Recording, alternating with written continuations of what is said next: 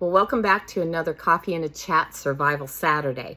So today I thought we'd talk about the electric bill and something that Marvin and I did several years ago that made a huge difference, I felt, on our electric bill. And we have continued to live by this.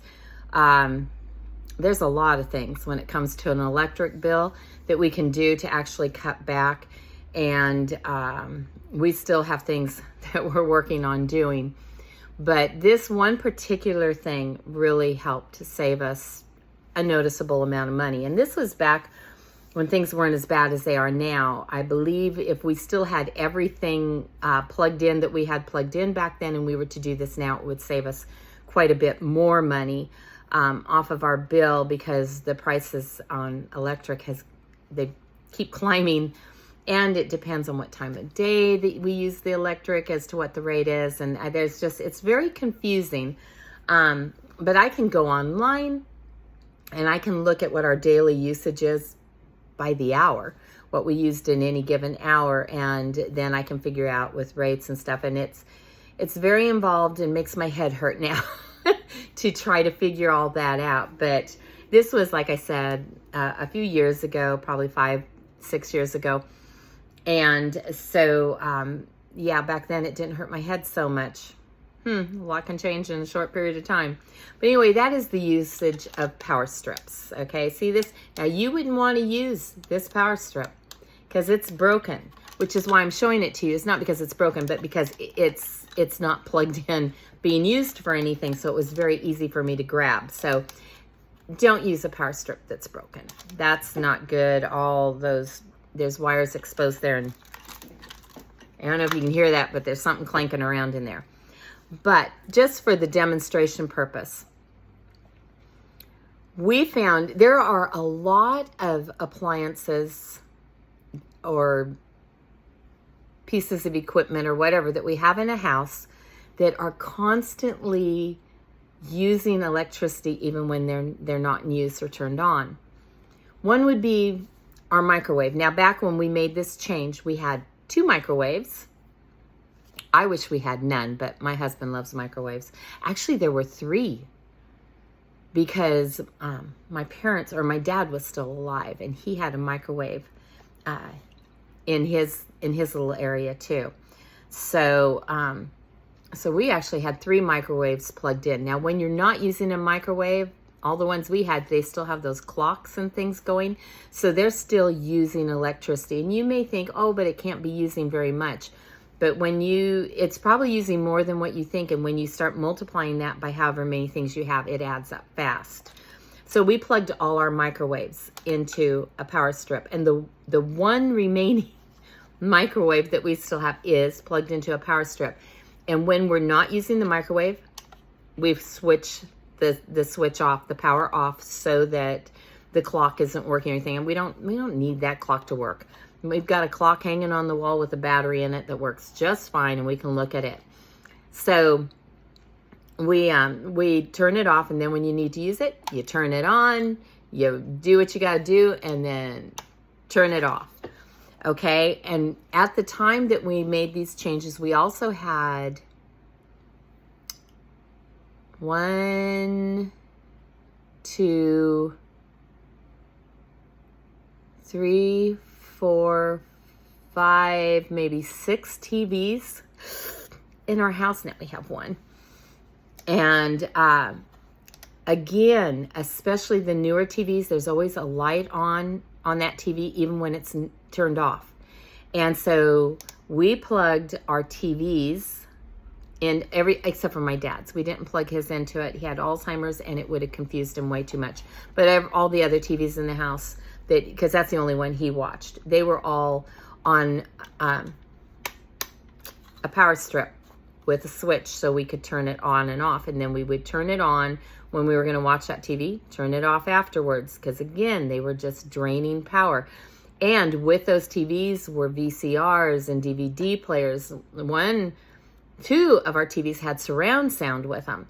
And all of that had at least a light that was going. Some of them you could still read, maybe it had a clock or whatever. So anyway, we'd plug all of those things into power strips.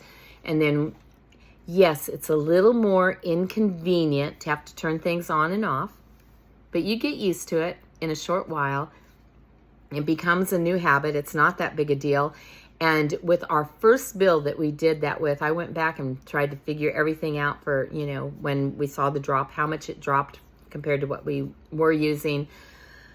And then I figured that on, for the time of day, for what the rate was and all the different days. Yeah, back when I didn't mind doing things like that, I actually enjoyed it.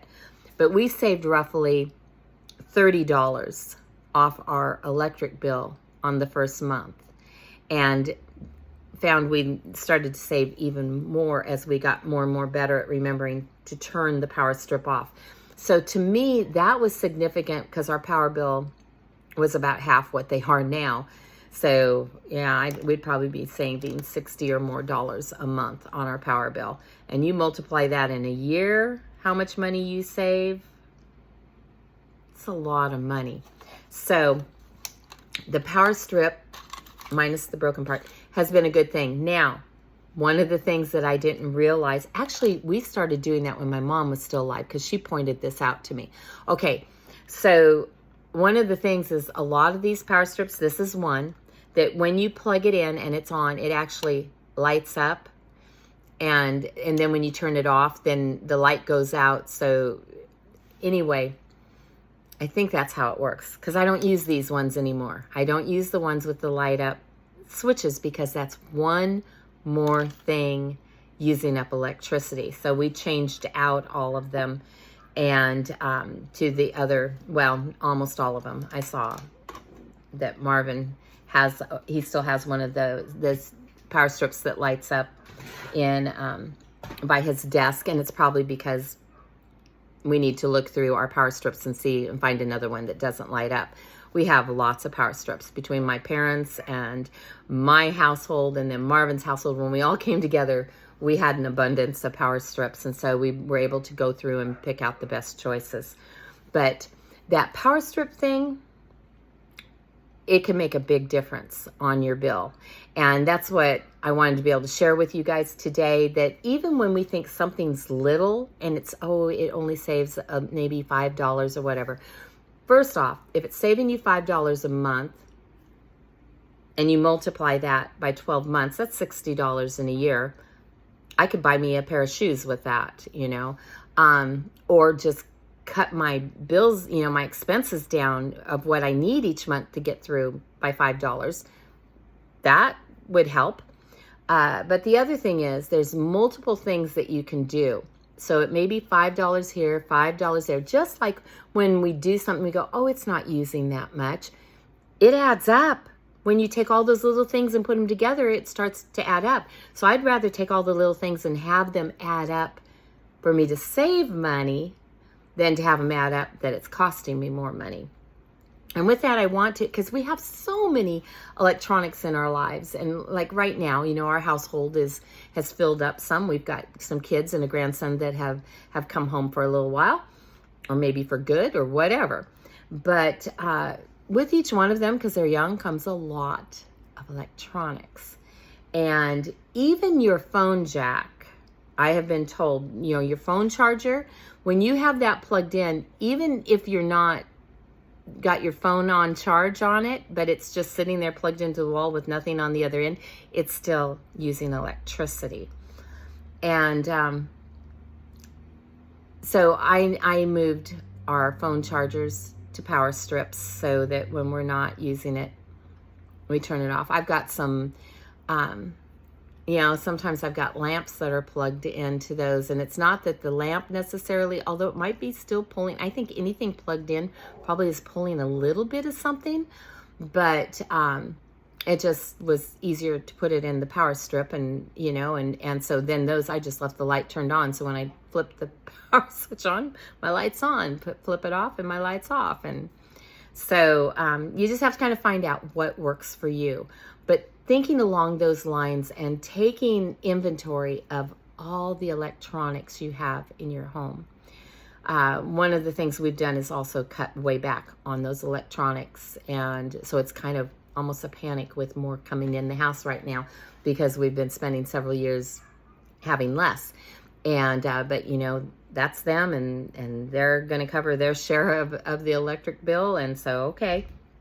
But really being aware of what you've got in your home, because we get so used to things we don't even realize it, and finding stuff that works.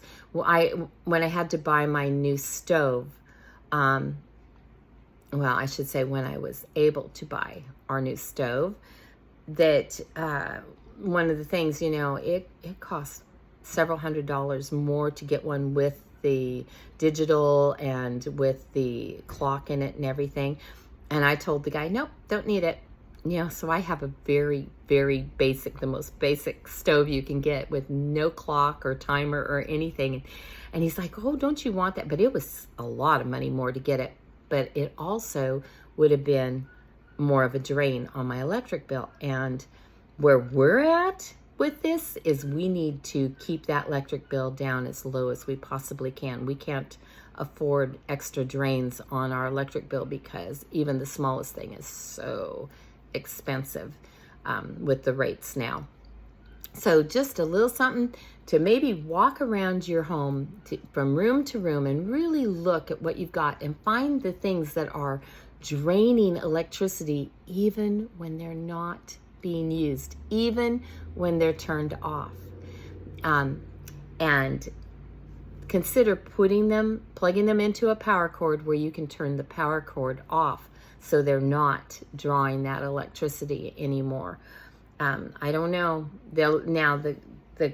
The power cord, and maybe that thing stays lit up all the time. I think that's what it is, because even when it's off, I think it's lit up. I just know that my mom's like, yeah, but that light right there, and it's like, oh, you're right. So you want to get the ones that don't light up, and yeah, you have to pay more attention to them or whatever. I don't know. When you're trying to survive, you cannot be focused on convenience, but it's about surviving. You can't be focused on everything that's comfortable. Yes, you're going to make things as nice for yourself as you can, but there are going to be some inconveniences just trying to get through, okay? So yeah, I have a little inconvenience. I had to use the microwave this afternoon, and yeah, I had to, put my hand up about, I don't know, 14 inches to turn the power cord on so the microwave would work. Big wow. It's so worth it for what it saves me on that power bill. So there's a little tip for you that can really make a difference. And you will, if you start moving things to power cords, I'm pretty sure, I could guarantee you will see a noticeable drop in your electric bill. All right, there's your tip for today. I hope you guys are doing good. I hope everything's going well. I'm still mending from a ruptured whatever in my foot. I keep trying to speed it up. I mean, honestly, it is healing really, really fast compared to what it should be doing. But it's very inconvenient, and it means I've got some aches and pains that I'd rather not be with. I'm not as mobile as I'd like to be. I can't drive because I got a boot on my right foot. Yeah, I'm being inconvenienced, but I tried to shortcut it yesterday and not be inconvenienced. I'm paying for it today. My daughter told me I would. Yeah, Mom, why are you taking the boot off? You know you're supposed to stay. Yeah, she's right. I'm wrong. Funny when that happens. So anyway, shortcuts don't usually work, and just going for our convenience is not always the best. So those of you that are already trying to survive, if you haven't tried this, try it. It's worth it. And I'll tell you, I have found power cords. I find these strips at yard sales all the time. I think we picked up a few more. I just want to make sure they're the ones that don't light up. I know I see them in the thrift stores, and I don't even know how spendy they might be to buy them new, but I would imagine they would pay for themselves pretty quick. So, and odds are you've got some laying around your house somewhere anyway. So there, give it a try. All right. I love you guys. I got to run. Well, not run. I will be walking very slowly and go take care of a few things that I got to get done yet this afternoon. But I love you guys, and I want you to be doing well. Be in the Word of God, reading it for yourself, letting the Holy Spirit tell you what He wants you to learn from it, and growing closer to Him and hugging into him more and asking him for things that will help you know how to cut expenses or meet needs in new ways, that, you know, being creative, because times are changing. And you guys, I promise you, it's going to keep on changing, and it is going to get tougher. And I know people don't like to hear that, but it just is what it is. So I'm going to try to go through it with as much grace as I can and be as prepared as I can, already living this way. I mean, I'm already set to where if the power goes out, I'm not going to be nearly as inconvenienced as I would have been at one time. So, yep, we're adjusting and adapting. We know it's not going to be the way it used to be. And Marvin even said today, we're not going forward anymore. We were talking about some things that Mom got rid of that we wish she would have hung on to because we could use them now, like the old washboards she had and stuff. And it's, you know, but she thought, well, they're just antiques that, you know, we'll never need to use them. Maybe somebody'd like them on their wall, and, you know, and she sold some stuff.